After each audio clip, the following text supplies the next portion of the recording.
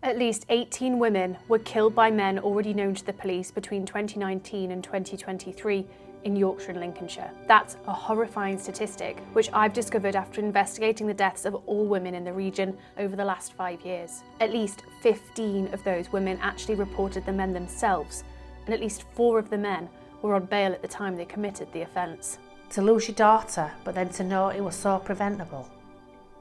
It's crushing, it's devastating, it's just, we're broken forever.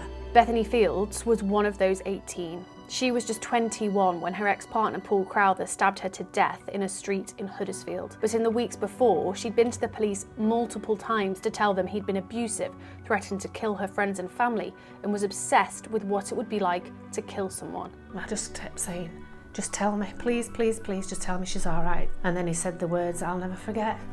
Your daughter did not survive her injuries. And I just said, what has he done?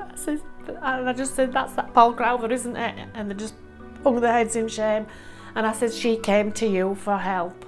Since Bethany's death, we've now found out that Crowther had previously been arrested 9 times under the Mental Health Act, but was never sectioned. 3 other people had reported him in the 3 weeks before Bethany's death. And the officer who took Bethany's statement wrongly recorded her answers, meaning she was evaluated at being medium risk of harm.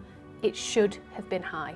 I've also looked at other cases, such as the murder of Bethany Vincent and her son DJ in Lincolnshire, where similar risk assessments were again wrongly graded. It's led to questions about how police deal with domestic abuse cases and just how seriously they take threats to women. I spoke with a former police officer who left the force in 2009, but she says some attitudes still remain the same today. If you're a police officer holding a warrant card, you have a duty to uphold the law and do whatever you should do to protect a victim of crime.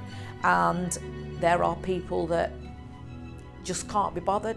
I also spoke with charities who told me women are no longer turning to the police for help, scared they won't take them seriously or that nothing will change. West Yorkshire Police said they've accepted and implemented all recommendations since Bethany's death, but there have been 14 further serious case reviews in the patch since. The question from her mum is, why do the same warnings keep being missed?